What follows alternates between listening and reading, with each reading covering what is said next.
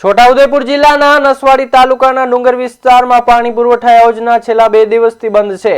ડબ્બા ગામે આવેલા 41 લાખ લીટરના પાણીના સંપમાં પાણી પહોંચ્યું નથી કારણ કે વીજ ઉપકરણો ફૂંકાઈ ગયા છે। સ્થાનિક મજૂરો દ્વારા અધિકારીઓને જાણ કરવામાં આવી હોવા છતાં હજુ સુધી કોઈ અધિકારી સ્થળ પર પહોંચ્યું નથી।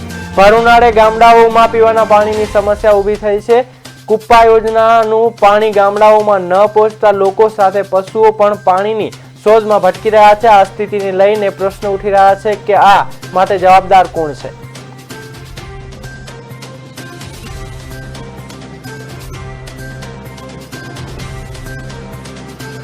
पानी पुरवठा योजना से आ डब्बा मेन हेडक्वार्टर से पण अत्यारे 2 દિવસથી आ केबल के लाइट में प्रॉब्लम एना अने मोटर कंईक बળી ગઈ એના લીધે 70 ગામમાં પાણી પહોંચતું હતું પણ આજે આટલા દિવસથી પાણી બંધ છે અને ડબ્બા સુધી પાણી પહોંચવામાં આવ્યું નથી। પાઇપલાઇન અને મોટર દ્વારા પાણી ડબ્બા સુધી પહોંચાડવામાં આવે છે પણ અત્યારે 2 દિવસથી બંધ એમ કે જે ડબ્બા ગામની હેડક્વાર્ટરમાં રહેવાવાળા લોકો એમ કહે છે કે 2 દિવસથી પાણી બંધ